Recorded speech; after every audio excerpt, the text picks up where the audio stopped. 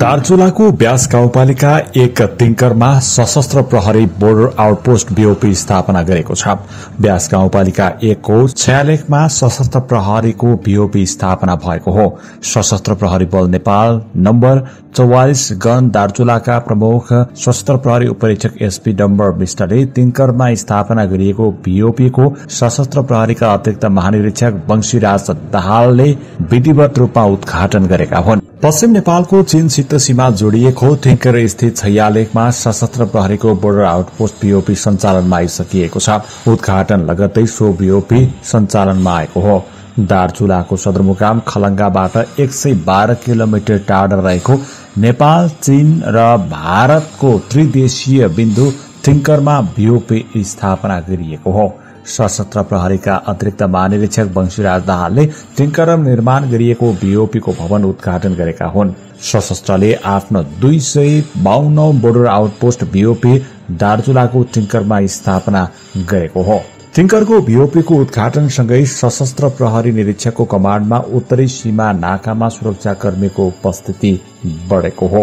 त्रिदेशीय क्षेत्र अर्थात भारत, चीन र नेपालको सीमा क्षेत्रमा बीओपी स्थापना गरिएको हो। सुरक्षा तथा सीमा पार अपराध नियन्त्रणका लागि सशस्त्र प्रहरीले उत्तरी नाकामा आफ्नो पोस्ट थप्दै लगेको छ। त्यसकै सिलसिलामा दार्चुलाको तिङ्करमा पनि सशस्त्रको बीओपी सञ्चालनमा आएको हो। तिङ्करसँगै उत्तरी छिमेकी मुलुक चीनसँग 9 नाकामा सशस्त्र प्रहरीको बीओपीले सीमामा सुरक्षा निगरानी गरिरहेको छ। यसअघि हुम्लाको हिल्सा, मुस्ताङको नेछुङ, रसुवाको टिमुरे, संखुवासभाको किमाथाङका र ताप्लेजुङको ओलाङचुङ गोलामा बीओपी स्थापना भइसकिएको छ। चीनतर्फ 9 र भारततर्फ 243 गरी 252 स्थानमा सीमा सुरक्षाका लागि सशस्त्र प्रहरी बल तैनात गरेको सशस्त्रका अतिरिक्त महानिरीक्षक दाहालले जानकारी दिएका छन्। ब्यास गाउँपालिका 1 छाङरुमा सशस्त्र प्रहरीको गुल्म छ। उत्तरी नाकाको सुरक्षा र निगरानी छाङरुबाट नै हुने गरेको र अब उत्तरी सीमामा तिङ्कर बीओपीबाट हुने सशस्त्र प्रहरीले जनाएको छ। छाङरु गुल्मबाट तिङ्कर बीओपी 11 किलोमिटरको दूरीमा रहेको छ। 3800 मिटर उचाइमा रहेको तिङ्कर बीओपीमा सशस्त्र प्रहरीका निरीक्षक जनक बहादुर पौडेलको नेतृत्वमा 20 जनाको टोली खटिएको छ। तिङ्कर बीओपीका भवन निर्माणका लागि 1 करोड़ लागतमा टेन्डर आह्वान गरिए पनि धुलीखेल प्याराडाइज एलबीजेबीले 87 लाख रुपियाँको ठेकामा प्रिफ्याब 2वटा भवन र त्यसभित्र 2वटा बाथरूम, एउटा किचन र बाहिर 2वटा बाथरूम निर्माण गरिएको छ। टिकर छोडी भन्सार कार्यालयको जग्गामा निर्माण गरिएको सशस्त्रको बीओपीले तिब्बत भएर हुने चोरी, तस्करी, शिकार नियन्त्रण तथा सीमा क्षेत्रमा हुने अवांछित गतिविधिलाई समेत निगरानीमा राख्ने भएको छ भने सीमा सुरक्षामा समेत महत्वपूर्ण भूमिका खेल्नेछ।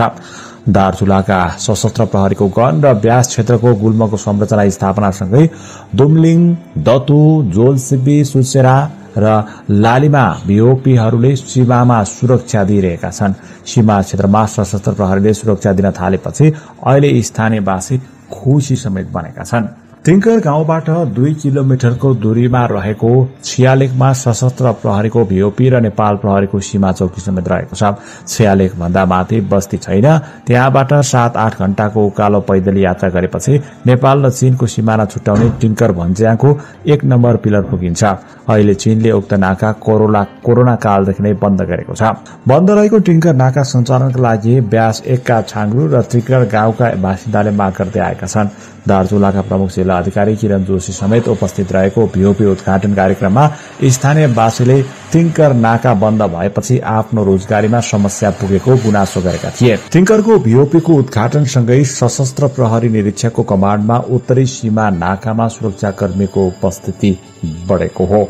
त्रिदेशीय क्षेत्र अर्थात भारत, चीन र नेपालको सीमा क्षेत्रमा बीओपी स्थापना गरिएको हो। सुरक्षा तथा सीमा पार अपराध नियन्त्रणका लागि सशस्त्र प्रहरीले उत्तरी नाकामा आफ्नो पोस्ट थप्दै लगेको छ।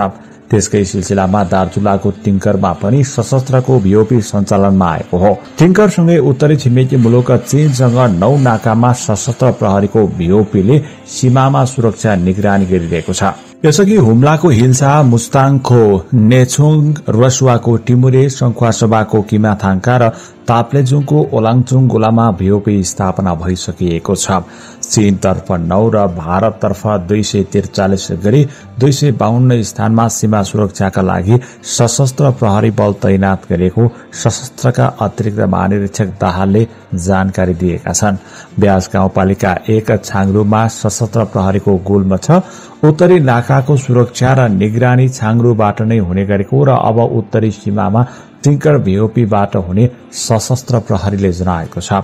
छाङरु गुल्मबाट टिंकर भीओपी 11 किलोमिटरको दूरीमा रहेको छ। 3008 मिटर उचाइमा रहेको टिंकर भीओपीमा सशस्त्र प्रहरीका निरीक्षक जनक बहादुर पौडेलको नेतृत्वमा 20 जनाको टोली खटिएको छ। टिंकर भीओपीका भवन निर्माणका लागि 1 करोड़ लागतमा टेन्डर आह्वान गरिए पनि धुलीखेल प्याराडाइज एलबीजेबीले 87 लाख रुपियाँको ठेक्कामा प्रिफ्याब 2 वटा भवन र त्यसभित्र 2 वटा बाथरूम, एउटा किचन र बाहिर 2 वटा बाथरूम निर्माण गरिएको छ।